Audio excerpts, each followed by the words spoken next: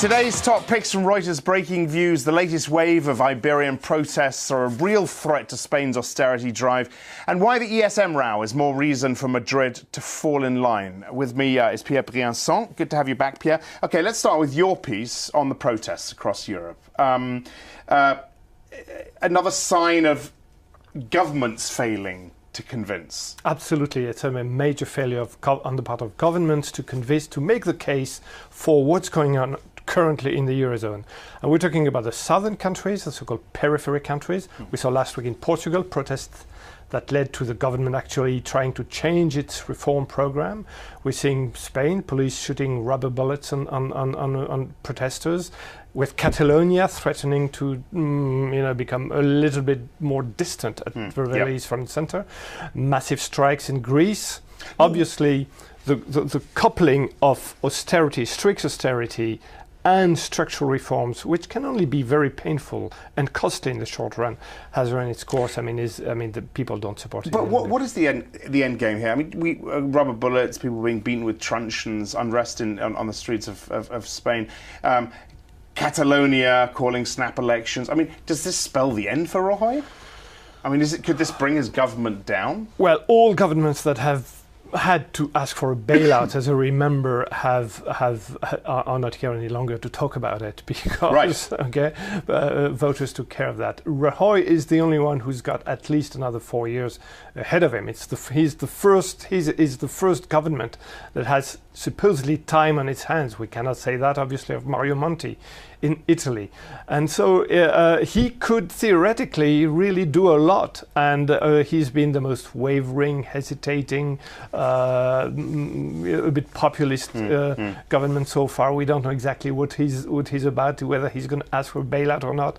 And he doesn't make the case that it's not just the Eurozone, it's not just the ECB that is forcing things upon him.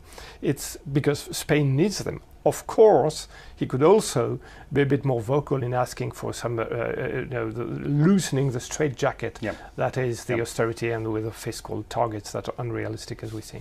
OK, this other piece, Hugo Dixon's piece, Eurobank recap battle line limits solidarity. Now, this refers to statements from, I believe, the German, the Dutch and the Finnish finance ministers yesterday. Something that people I've spoken to this morning say was very underreported, this issue, that the new ESM recapitalization doesn't apply to legacy efforts, I think is the way someone put it. They're playing hardball or hard to get, depending on how you look at it, on the ESM. You remember the old ESM plan to be able to recapitalize the Eurozone banks when and after a banking regulator has been set up, which won't be before the end of the year anyway.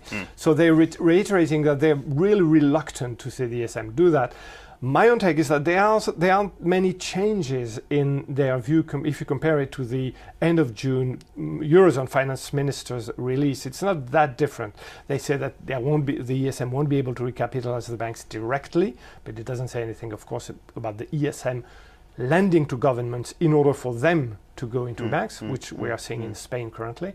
They talk about not being possible for ESM to take care of what they call legacy problems. And this seems to me to be the key here.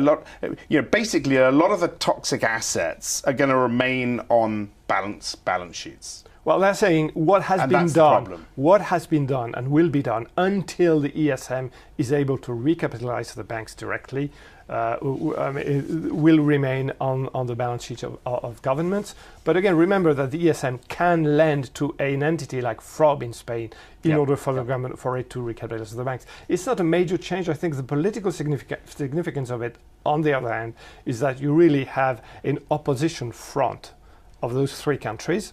By the way, Austria is not part of it, which is maybe as significant as the fact that they signed that common release. Pierre, many thanks for that. Pierre Briançon. For more agenda-setting financial insight, do watch our US Breakingviews show every day, 12:30 Eastern, 17:30 BST. I'm Axel Threlfall. This is Reuters.